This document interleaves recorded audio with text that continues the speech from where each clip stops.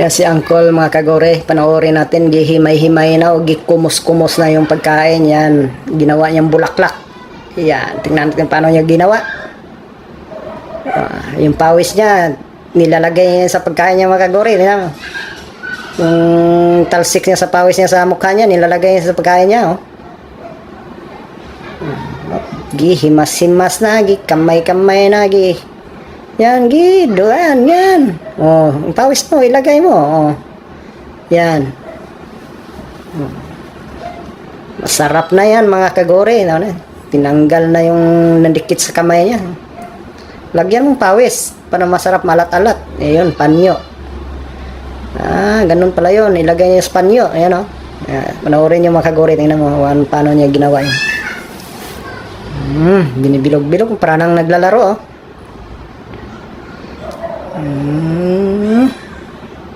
Yan, pigaan pala, pinipigaan. Yun pala yung style niya, diskarte niya, yun naging ano na, yung bulaklak.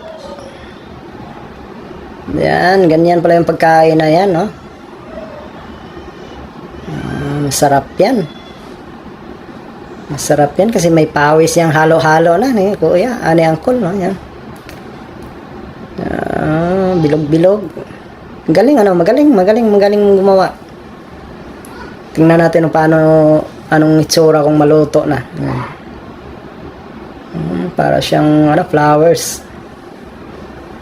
Hindi. Wala pang customer nga bumibili Ganyan pala yan. Yan galing Parang gatas, condense. Matigas na siya luto na. Yun, pumupula na yan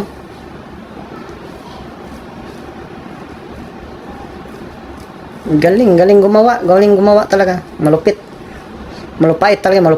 Yan. Kinuha na, luto na. Doon, isaw-saw doon sa may coloring. Naging pula na ayos yun Yan, sinasaw-saw sa coloring. Yan, sinasaw-saw. Kaya paglabas, pula na siya. Yan. Natakam na ko mukhang masarap Masarap yung pawis na Yan saw-saw na. Saw-saw sa coloring. Yung paglabas, pula na siya. Yan mga kagore, pwede na yan. Pwede na yan ipakain sa mga tao yan